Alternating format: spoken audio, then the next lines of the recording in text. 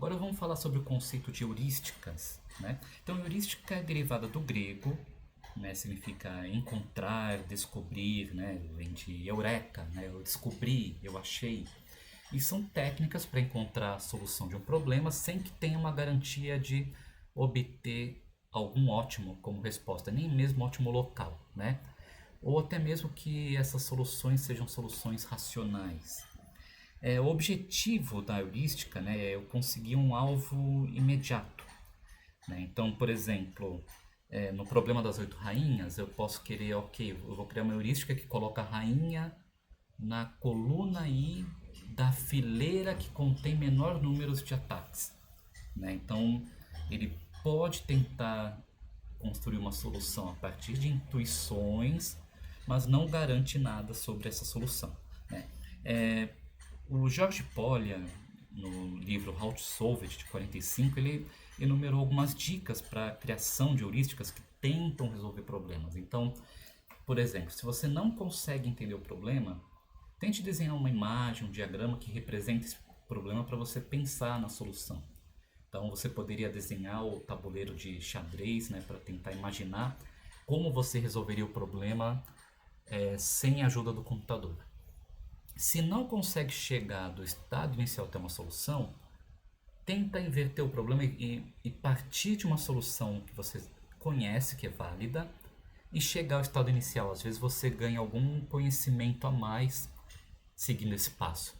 Se você tem um problema que é muito abstrato, então você tem simplesmente uma formulação matemática do problema, pode ser interessante você criar um exemplo concreto, né? Como o problema do caixeiro viajante, você pode pegar, por exemplo, pontos no mapa de cidades de um certo país e criar uma tabelinha de distância entre essas cidades para tentar brincar em como você faria um circuito entre essas cidades, né? Tente também resolver o problema mais genérico primeiro, né? Então, você tenta remover todas as restrições possíveis que você tem no seu problema real para ter uma intuição melhor de como resolver o problema, para então depois você vai acrescentando as restrições do problema de volta, né? Métodos heurísticos ele tem uma vantagem de ser adaptáveis para problemas que eu não tenho um ambiente que é totalmente observável, né? Ou que apresente aleatoriedades. Então, geralmente são soluções mais genéricas, mais flexíveis, contanto que eu tenha um objetivo, uma função que mede a qualidade da minha solução, pode ser suficiente para eu definir uma solução para o meu problema. Então a gente tem o primeiro conceito que é a heurística construtiva, ou também chamada de gulosa, em inglês é grid heuristic, que são heurísticas que constroem uma solução iterativamente, passo a passo, né? Para que isso seja possível, tem que ter uma forma de avaliar uma solução parcial. Então, no problema do caixeiro viajante, por exemplo, eu posso ter aqui vários pontos que eu tenho que percorrer. Eu parto desse ponto aqui, desse vértice, e eu faço a seguinte heurística. Eu vou pegar como próximo ponto a visitar aquele que tem a menor distância para esse ponto aqui. Digamos que é esse aqui. Então eu vou para cá. Agora eu estou nesse ponto aqui. Eu repito o procedimento. Vou para aquele ponto que tem a menor distância para ele. Digamos que é esse. Depois esse. Depois esse. Depois eu fecho o circuito, né? Visualmente a gente percebe que esse talvez não seja a melhor solução, né? Mas é uma solução construída através de uma heurística construtiva. Bom, aqui eu já falei, né? Para o SAT, por exemplo, eu posso iterativamente atribuir um valor para cada variável de forma a maximizar, né, a quantidade de termos verdadeiros. Então, digamos que eu tenho x1 ou x2 e não x1 e x3, né?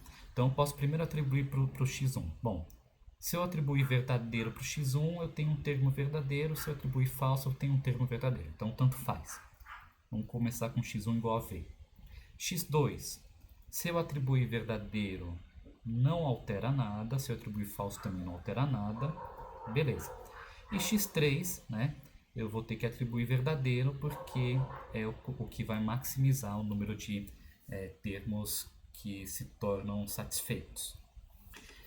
E finalmente, para a otimização não linear, a gente pode fixar os valores de todas as variáveis, exceto de um certo xi, e eu vou variando o valor de xi até atingir o ótimo, né? Então, efetivamente, eu transformo um problema multidimensional em um problema unidimensional. Então, digamos que eu faça um vetor x que está aqui, ó, 1.1, 0.2, esse aqui espaço vazio, 3.1. Eu tento otimizar esse x3 de forma a maximizar minha função. Aí eu vou fixar esse x3 e eu vou começar a variar os outros, né? As heurísticas construtivas geralmente têm um desempenho ruim, né? Mas elas podem ser utilizadas para gerar uma solução inicial ou como um ponto de partida de uma busca local. Então, ela não é uma solução péssima, mas geralmente está longe de ser um ótimo local interessante. No próximo vídeo eu vou falar então sobre heurísticas populacionais que começam a melhorar um pouquinho o conceito de heurísticas e que vai fazer o gancho para a próxima semana.